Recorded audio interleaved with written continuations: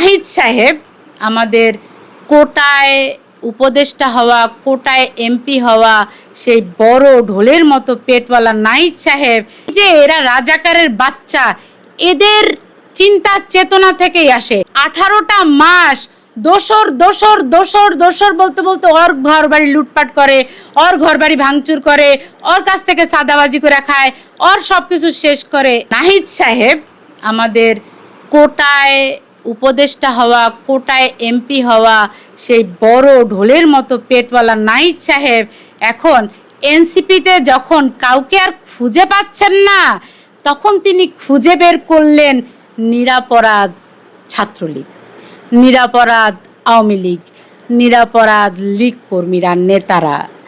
এখন তিনি বলছেন যে যারা নিরপরাধ ছাত্রলীগের নেতাকর্মী, আওয়ামী লীগের নেতাকর্মী, তারা এনসিপিতে যোগ দিতে পারবেন। তার মানে নিষ্পাপ দোসর। আমরা ইউনূস আমলে দেখলাম 18টা মাস দোসর দোসর দোসর দোসর বলতে বলতে ওর ঘর বাড়ি লুটপাট করে, ওর ঘর বাড়ি ভাঙচুর করে, ওর কাছ থেকে সাদাবাজি করে খায়, ওর সব কিছু শেষ করে। এখন এরা খুঁজতেছেন নিষ্পাপ দোসর। নিষ্পাপ দোসর খুঁজে এনসিপিতে যোগদান করার আহ্বান জানাচ্ছে। আপনারা নিষ্পাপ দোসর, তা আগে যেগুলারে মারছেন সেগুলা পাপী ছিল, বলেন দোসর আবার বলেন নিষ্পাপ। দেখেন এই যে এরা রাজাকারের বাচ্চা, এদের চিন্তা চেতনা থেকেই আসে। এরাই কিন্তু বলল আওয়ামী লীগ থাকবে না, একটা আওয়ামী লীগ একটাও থাকতে দিবে না। এখন বলে কিনা যারা আওয়ামী লীগ আছেন বের হয়ে আসেন, এনসিপিতে যোগ দেন। তাহলে কি হয়? তাহলে আপনারা যেরকম মানে সার্জিসের মতো যারা আওয়ামী লীগের লুঙ্গির নিচে ঢুকা ছিল, পরে আস্তে করে বেরোইছে, এরা এখন কি করবে? এনসিপি বলতেছে আসো আমার লুঙ্গির নিচে ঢুকো, পরেরটা পরে দেখা যাবে। কারণ এনসিপিও লুঙ্গি খুলে দিতেছে, যা আসো বাছারা আমার লুঙ্গির নিচে ঢুকো। তা না হলে ও কত বড় নির্লজ্জ, কত বড় গর্ধ বলে যে নিষ্পাপ আওয়ামী লীগের নেতাকর্মীরা এনসিপিতে যোগদান করতে পারবে। ক্ষমতার চেয়ারটা কি এতই শক্তিশালী যে দেশের 20 কোটি জনগণের হাহাকার আপনার কান দিয়ে ঢুকবে না?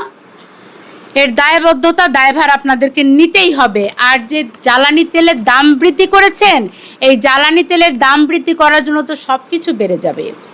এই তেলের দাম বাড়িয়ে দেওয়ার জন্য যাতায়াত খরচ বেড়ে যাবে, বিদ্যুৎ খরচ বেড়ে যাবে, আমার প্রতিদিনের জিনিসপত্র দাম বেড়ে যাবে, তখন বাড়িওয়ালারা বাসা ভাড়া বাড়িয়ে দিবে, তাই না? সব কিছু বাড়িয়ে দিবে।